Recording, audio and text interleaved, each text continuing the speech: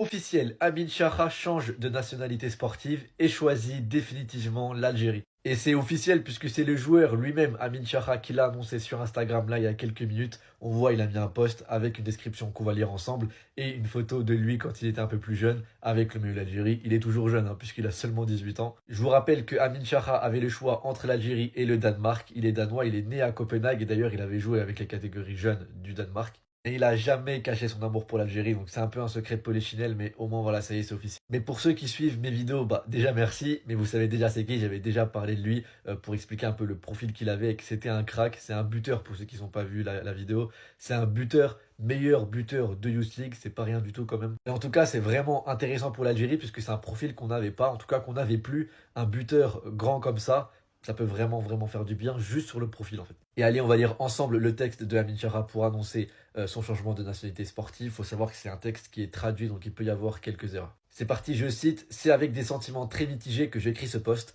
Je suis né au Danemark d'une mère danoise et d'un père algérien.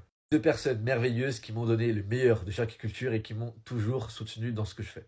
Je me sens à la fois danois et algérien et je ne pourrai jamais choisir entre les deux pays. Cependant, depuis longtemps, je me suis retrouvé dans une situation où j'ai dû faire un choix concernant l'avenir de mon équipe nationale. Ah oui, forcément, on ne peut pas choisir les deux.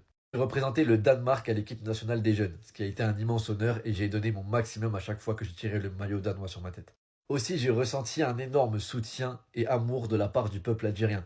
L'association algérienne de football, donc là c'est plutôt la fédération algérienne de football, a en même temps présenté un plan incroyablement sérieux et ambitieux qui correspond parfaitement à la façon dont je vois mon propre avenir footballistique. Sur la base d'une évaluation globale de tous les aspects, j'ai donc pris la décision de représenter l'équipe nationale algérienne à l'avenir. Avant tout, je voudrais de remercier DBU, donc c'est la fédération danoise de football, et les équipes nationales danoises pour toutes les belles expériences que nous avons vécues ensemble. En même temps, je promets au peuple algérien et aux fans algériens que je ferai toujours de mon mieux pour défendre nos couleurs et je les remercie tous pour l'accueil chaleureux. 1, 2, 3, viva l'Algérie!